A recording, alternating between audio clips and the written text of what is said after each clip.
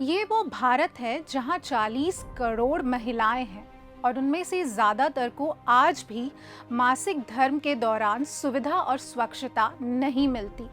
मोदी जी, आप चांद पर मिशन भेजने की बात करते हैं, लेकिन क्या आपको मालूम है कि बिहार, यूपी, उड़ीसा जैसे राज्यों में आज भी लाखों महिलाएं और लड़कियां माहवारी के दौरान कपड़ा, राख, मिट्टी और अखबारों जैसे असुरक्षित साधनों का इस्तेमाल करती हैं।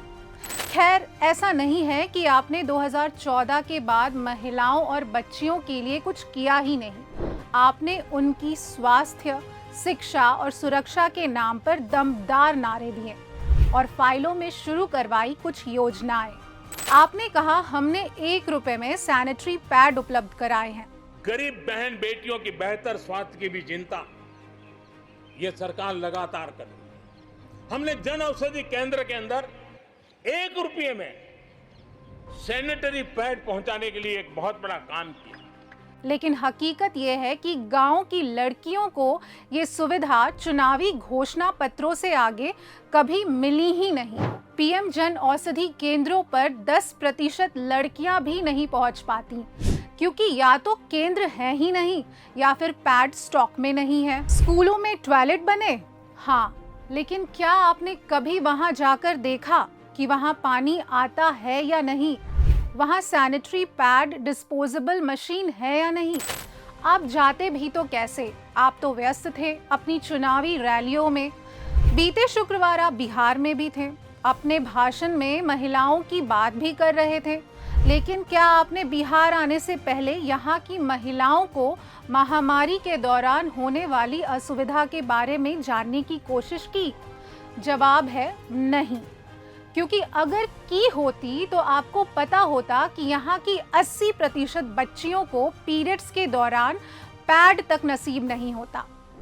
आपकी सरकार ने कहा था कि यहाँ हर स्कूल में सैनिटरी पैड वेंडिंग मशीन लगाएंगे, लेकिन आज तक लगी नहीं। मोदी जी, तुम लोग सरकारी स्कूल में पढ़ती है?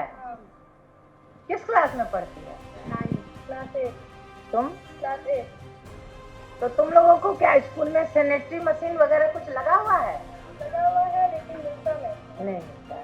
तो और कोई सुविधा उस तरह का सखी रूम बोल करके रूम बना हुआ है जहां आप लोग सैनिटरी पैड बदल सकें, आराम कर सकें? बिहार में 40,000 से भी अधिक स्कूल हैं, जिनमें से सिर्फ 350 स्कूलों में सैनिटरी पैड की व्यवस्था है, यानी कि 1% से भी कम स्कूलों में ये व्यवस्था की गई है। बाकी बच्चियों का क्या? सिर्फ शर्म और चुप्पी। मोदी जी, ये सिर्फ स्वास्थ्य की बात नहीं, ये हम महिलाओं की शिक्षा, आत्मसम्मान और भविष्य से जुड़ा मुद्दा है। प्रधानमंत्री जी, अगली बार जब आप किसी चुनावी रैली में जाएं और वहां बेटियों और महिलाओं के भविष्य को बदलने की बात करें, तो याद रखिएगा कि हमें नारे नहीं, नीति चाहिए। भाषण नहीं, स्वास्थ्य सुविधा चाहिए।